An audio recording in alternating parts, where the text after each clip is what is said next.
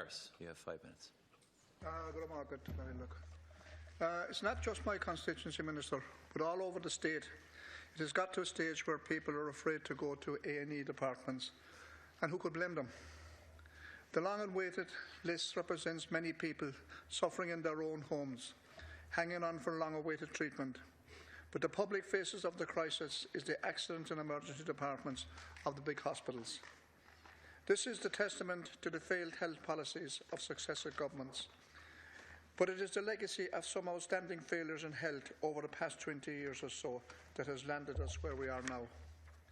Ministers for Health like Brian Cowan, Micheál Martin, Mary Harney, Mary Coughlin, James Riley, and now you, Minister, all who have responsibility and who have cut back and disorganised us, who pandered to the private sector, who ran down the public service with thousands of loyal, talented, hard-working frontline workers, had built up over generations, and in which the Irish people trusted to look after them then they were at their most vulnerable.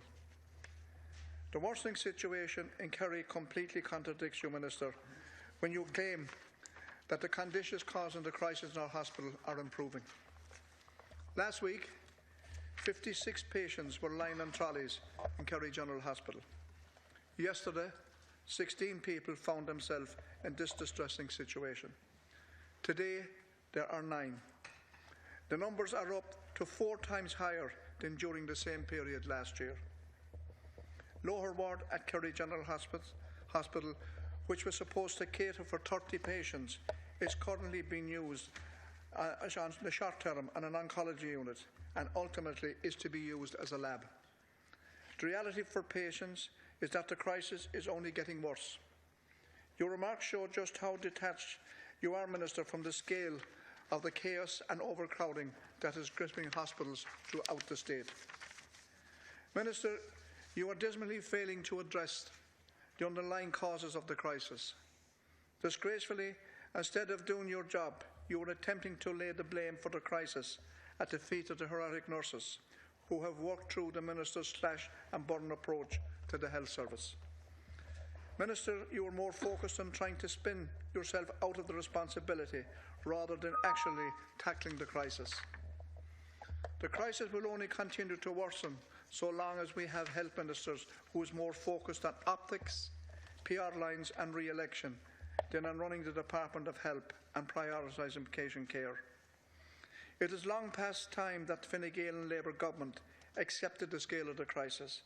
The first step must be engaged constructively with the nurses to ensure that their concerns are addressed and we see tangible changes in our hospital as a result.